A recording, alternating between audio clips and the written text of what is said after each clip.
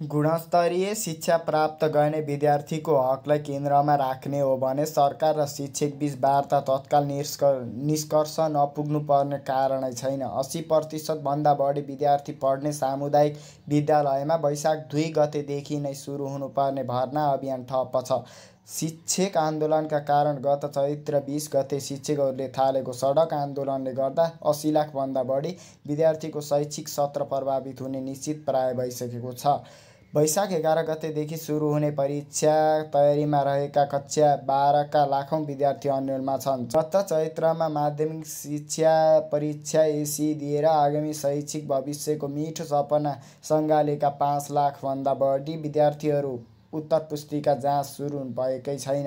कक्षा 11 को वार्षिक र ग्रेड वृद्धि परीक्षाको पनि टुङ्गो छैन। लाखौं विद्यार्थीको भविष्यसँग प्रत्यक्ष जोडिएका यस्ता विषयलाई सरकार र शिक्षक महासङ्घ दुवै पक्षले नजरअन्दाज गरेका छन्। आफ्ना निहित स्वार्थका लागि यस्तो अलमलमा विद्यार्थीले कुनै मनोबलले परीक्षाको तयारी गर्ने विद्यार्थीको यो अन्यललाई सरकार र शिक्षक दुवै पक्षले जानाजान व्यवस्था गरिरहेको देखिन्छ।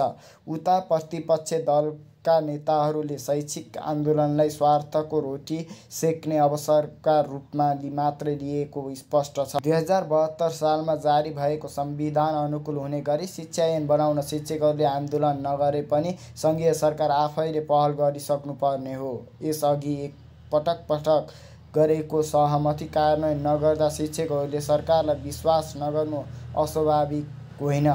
भर्ना, पठन पाठन, परीक्षा, उत्तर पुस्तिका परीक्षण लगायत शैक्षिक गतिविधि सञ्चालनलाई संविधानले विद्यालय शिक्षालाई स्थानीय सरकार मातहत राखेकोमा सङ्घीय सरकार र शैक्षिक दुवैलाई चित्त नबुझे जस्तो देखिन्छ।